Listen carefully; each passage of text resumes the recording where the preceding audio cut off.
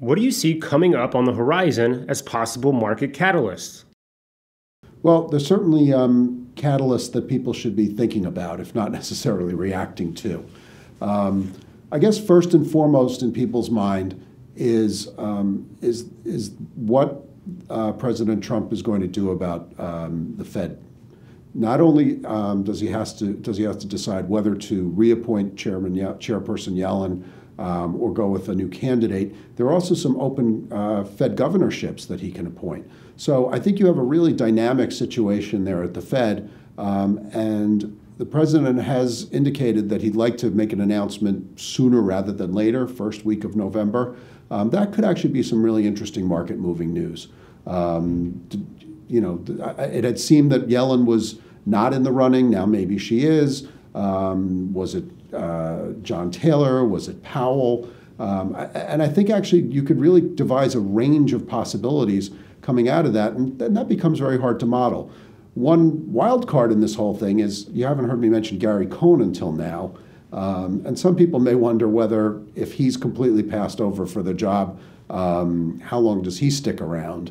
And I think if he left the administration, that would be perceived as a negative. So there's a lot of moving parts here. It's very hard to say if this, then that, other than Cohn leaving abruptly being bad. But I think that's definitely something for market participants to be keeping an eye on, and could actually lead to some volatility or some movement in the short term. It definitely is a very important backdrop to the economy going forward. Beyond that, you have the president visiting Asia in early November, presumably after he makes the Fed announcement. Things tend to be relatively quiet, at least we've seen so far when the president goes abroad. One can attribute it to he seems to tweet less, quite frankly.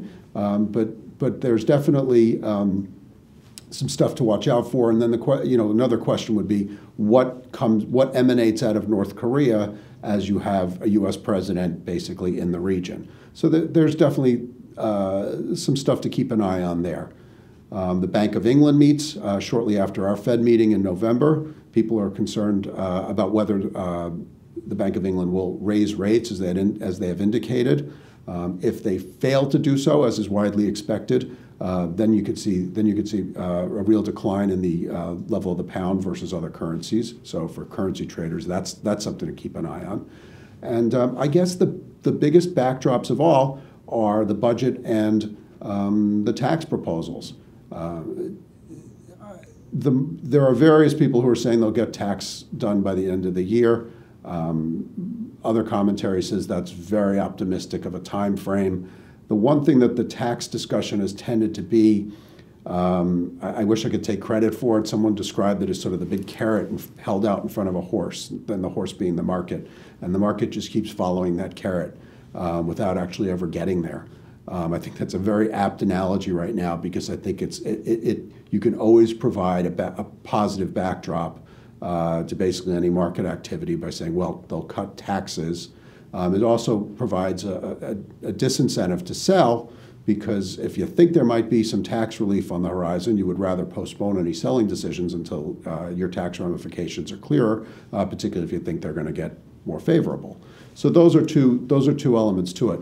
On the other hand, and people always say, give me the one-handed economist, but there are two hands on this one. You're going to start you're not hearing about this, but we're going to start having to talk about the budget, the debt limit ceiling, as we get into December. There was the stopgap effort that pushed it forward a few months, but that's coming down the pipe too. And until or unless that's resolved, they really can't move too far forward on tax reform. So there's a lot of moving parts under the surface. The markets overall, stock and bond markets, have been amazingly resilient in the face of what can often seemingly be very volatile market news. We'll see if that pattern continues because there will be plenty of things coming down the pipe between here and year end.